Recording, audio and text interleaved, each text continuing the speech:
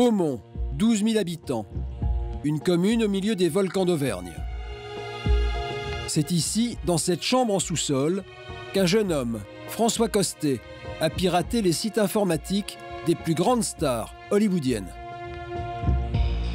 Il a réussi à prendre le contrôle d'une multinationale américaine. C'est plutôt quelqu'un qui n'a pas de diplôme, qui ne travaille pas, qui passe son temps sur Internet. Dans la nuit du 29 mars 2009, François attaque le site Twitter. Il réussit à avoir accès aux informations personnelles du président des États-Unis. Cette passion d'Internet l'a amené, au fil des heures, à s'amuser, à pénétrer sur un site sur lequel il n'aurait pas dû pénétrer.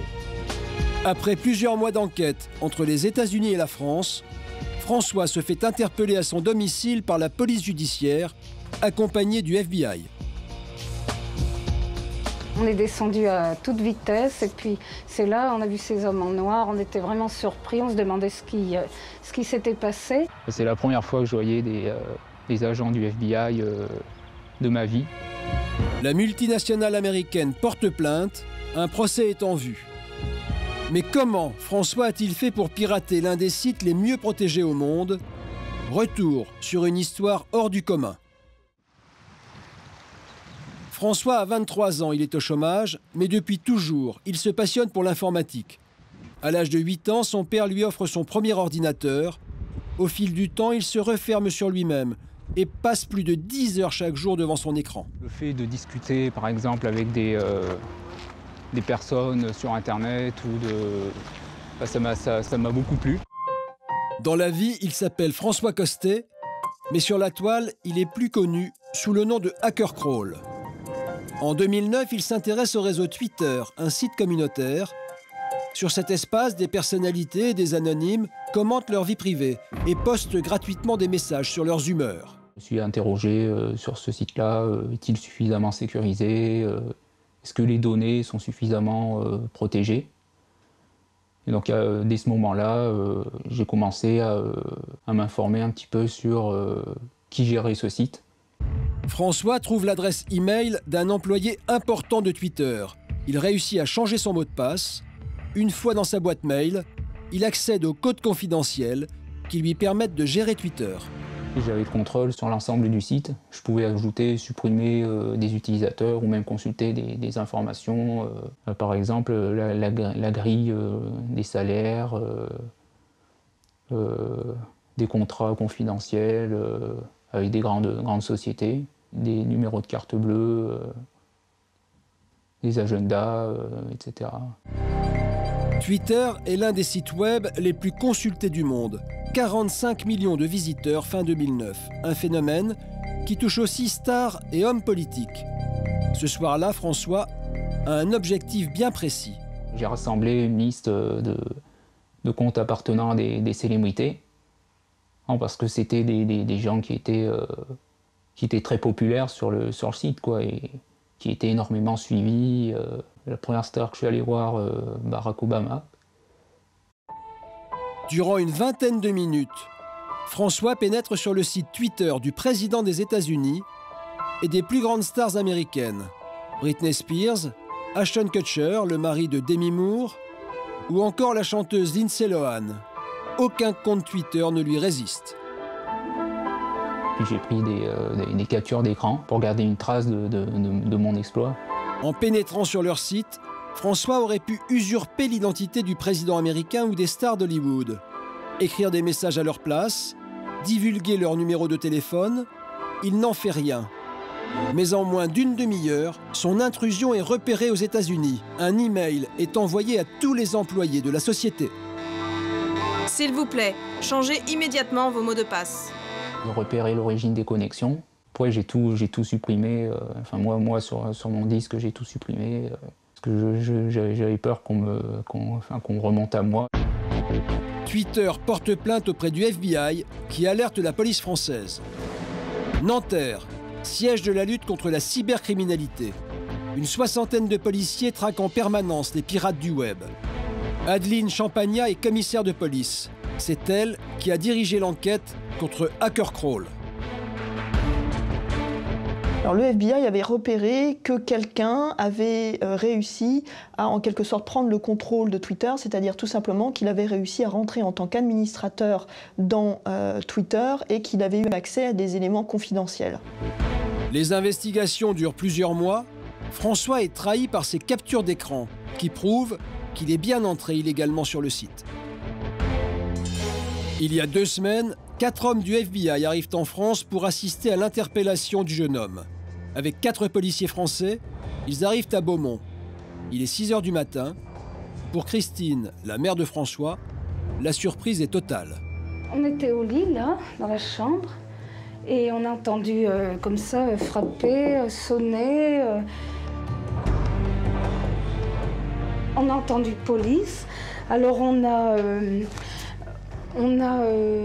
ouvert, et puis c'est là qu'on a vu les 8 hommes de la police et puis du FBI américain. Une fois dans la maison, la police judiciaire et le FBI descendent rapidement au sous-sol. La porte de François est fermée à clé. Ils entrent alors dans la chambre voisine, celle de Pauline, sa petite sœur.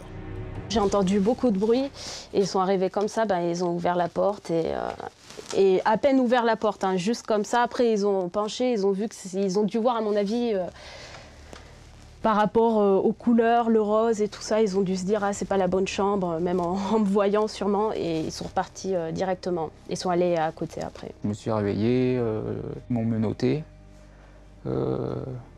Puis donc ils m'ont dit que j'étais en garde à vue et puis voilà, ils ont commencé à fouiller la chambre. Et moi j'entendais tout ce qui se passait malgré que j'étais encore dans ma chambre et je les ai entendus dire ouais, vos mains dans le dos, lui mettre les menottes et tout ça, enfin bon. C'est sûr que c'est choquant. Immédiatement, la perquisition commence. Tout le matériel informatique de François est confisqué. Ils ont sorti la tour, ils l'ont démonté, ils ont enlevé les disques durs. Puis après, ils les ont récupérés. Ils m'ont emmené au salon et puis voilà. Et nous, on a d'abord été là, on s'est demandé ce qui se passait. Ils ont dit, venez, monsieur, dame, on va vous expliquer, c'est votre fils. Alors, ils étaient tous habillés en noir.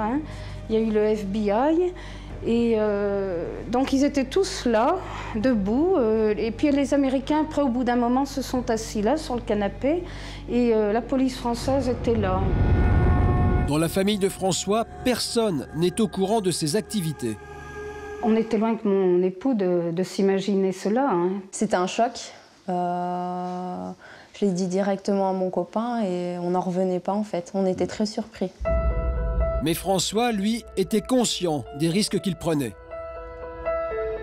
Bon, oui, j'en dormais plus. Enfin, je pensais vraiment que souvent à ça, quoi.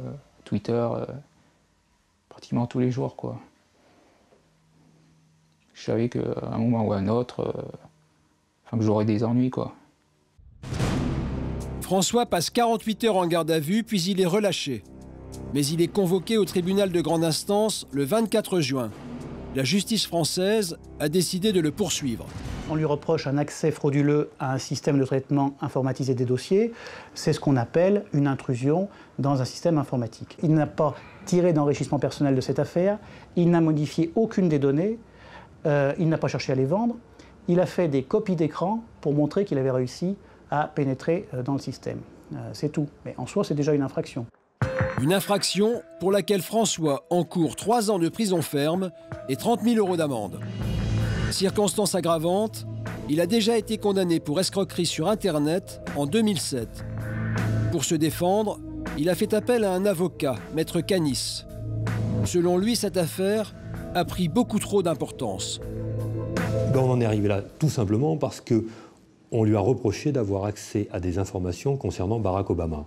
Et à partir du moment où il est question d'une personne, président des États-Unis, nécessairement, toute la presse s'intéresse à cela. Il n'a pas causé de préjudice à Barack Obama. Il n'a pas fait quoi que ce soit qui porte préjudice à qui que ce soit. Je crois qu'il a poussé le jeu un peu loin en accédant à des informations auxquelles il n'aurait pas dû accéder.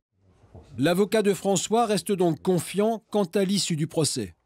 J'avoue que je n'ai pas d'inquiétude particulière. Je pense que ça sera une peine tout à fait symbolique et que le ministère public à Clermont-Ferrand saura redonner à cette affaire les exactes proportions dans lesquelles elle doit exister devant une juridiction. Du côté de la famille, le choc a fait place à l'inquiétude. Si François est condamné à une amende de 30 000 €, il n'aura pas les moyens de la payer.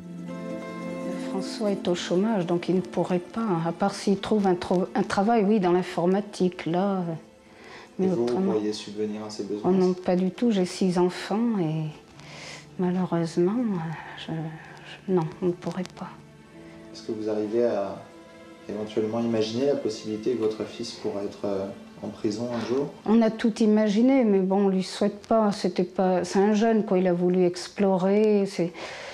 Il aime tellement l'informatique qu'il s'est peut-être laissé entraîner dans ce sillon. Enfin, je sais pas comment je pourrais expliquer, sans même peut-être penser aux conséquences. Hein. Aujourd'hui, François retourne rarement sur Internet.